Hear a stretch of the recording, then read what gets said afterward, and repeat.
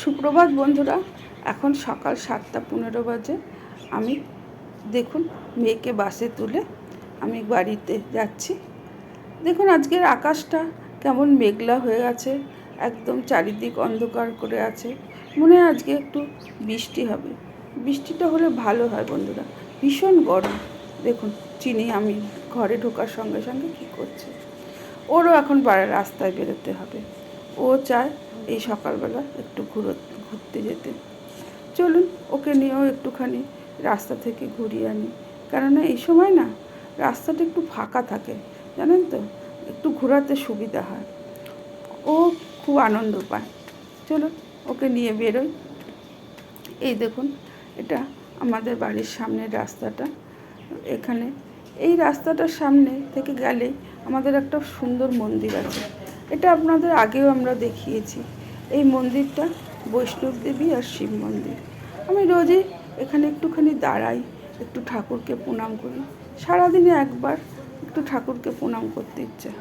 এই দেখুন এবার চলুন ঘুরে আসি। ওকে ঘুরিয়ে নিয়ে তারপর আপনাদের সাথে কথা বলছি। বন্ধুরা এখন 8টা বাজে। দেখুন কীরকম মুষলধারে বৃষ্টি নেমেছে। সকালেই বলছিলাম না আকাশটা কেমন কালো হয়ে আছে, আজকে হয়তো বৃষ্টি হবে। দেখুন কীরকম জোরে বৃষ্টি নেমেছে। আর আমাদের বাড়ির বিড়ালের বাচ্চাগুলো মায়ের সাথে কেমন খেলা করছে দেখুন। ওরাও বাইরে বেরোতে পারছে না বৃষ্টিতে। বৃষ্টি হওয়াতে গাছের পাতাগুলো বেশ সবুজ হয়ে গেছে, ভাল লাগছে। এখন একদম চারিদিকটা সবুজ, তো তাই খুব ভালো লাগছে। চলুন বন্ধুরা এবার একটু চা খাওয়া যাক। দেখুন চায়ের জলটা ফুটছে, ওতে একটু আদা দিয়ে দিলাম। আমি একটু লিকার চা খাই। আমি একটু চিয়া সিড আর একটু লিকার চা সকালবেলা খাই। ননদ খাই একটু দুধ চা। এবার ননদ অফিসে যাবে, ওর জন্য একটু লাঞ্চ বানিয়ে দিই।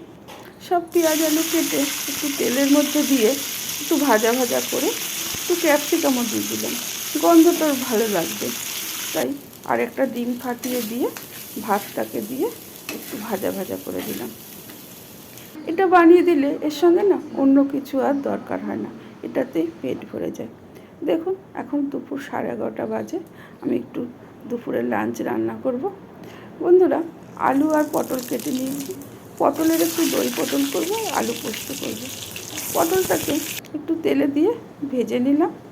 এবার তেলের মধ্যে সব মশলা দিলাম, আদা, জিরে গুঁড়ো, ধনে গুঁড়ো, একটু হলুদ গুঁড়ো।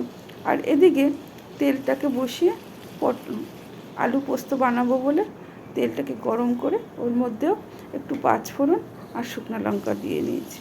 দিয়ে একটু আলুটাকে ভাজতে দিলাম। এদিকে পটলটা মশলাতে ভালোভাবে মজে গেছে। পটলটা হোক, আলুটাও ভাজা হোক। পটলটার মধ্যে এবার একটু দই ফেটিয়ে পটলটার মধ্যে দিয়ে দিলাম। দেখুন পটলটা দেখতে কি সুন্দর হয়েছে। এদিকেও আলুটা প্রায় সিদ্ধ হয়ে গেছে। পটলটা এবার আমি নামিয়ে নেব। খুব সুন্দর হয়েছে পটলের কালারটা। দেখুন বন্ধুরা পটলটা না এরকম করে খেতে খুব ভালো লাগে। এদিকে চিনিটাও খুব ঘুমোচ্ছে খাটের উপর শুয়ে শুয়ে। আলু পোস্তের আলুটাও নরম হয়ে গেছে। এবার পোস্তটা দিয়ে দিচ্ছি, দিয়ে একটু নাড়াচাড়া করে দেখুন পোস্তটা বেশ ভালো হয়েছে দেখতে কিন্তু। এবার দিয়ে দিলাম একটু কাঁচা তেল। কাঁচা তেলটা দিলে না একটুখানি খেতেও ভালো হয় আর দেখতেও সুন্দর লাগে। কাঁচা তেলের গন্ধটাও খুব সুন্দর। আলু পোস্ত না একটুখানি নামানোর আগে একটু কাঁচা তেল দিয়ে দেখবেন বন্ধুরা, খুব ভাল লাগে, খুব সুন্দর লাগে। এতে আপনাদের গন্ধটা ভীষণ সুন্দর লাগবে। আর এখন তো আজকে মেয়ে তো স্কুল থেকে আসবে, তো মেয়ের জন্য একটুখানি চাউমিন বানিয়ে নিচ্ছি।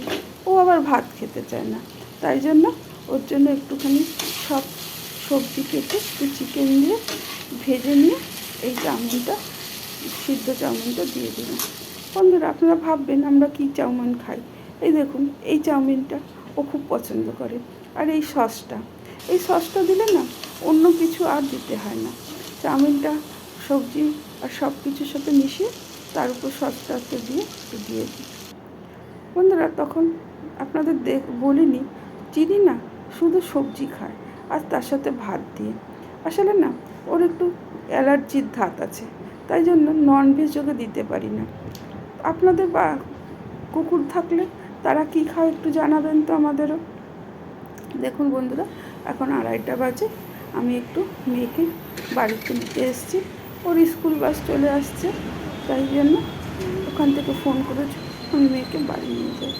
মেয়ে একা আসতে পারে, কিন্তু আসলে না আমাদের এই তারাতলার রাস্তাতে না ভীষণ গাড়ি ঘোড়া, তাই জন্য ওকে আমি নিয়ে আসি। এবার চলুন লাঞ্চটা করে নিই। বন্ধুরা, আপনাদের আগে দেখেছি আজকে লাঞ্চে আমি কি বানিয়েছিলাম, সবাই দেখেছেন। আজকের মতন বন্ধুরা, আপনারা ভালো থাকবেন, সুস্থ থাকবেন। আবার পরের ভিডিওতে আপনাদের সাথে আমার দেখা হবে।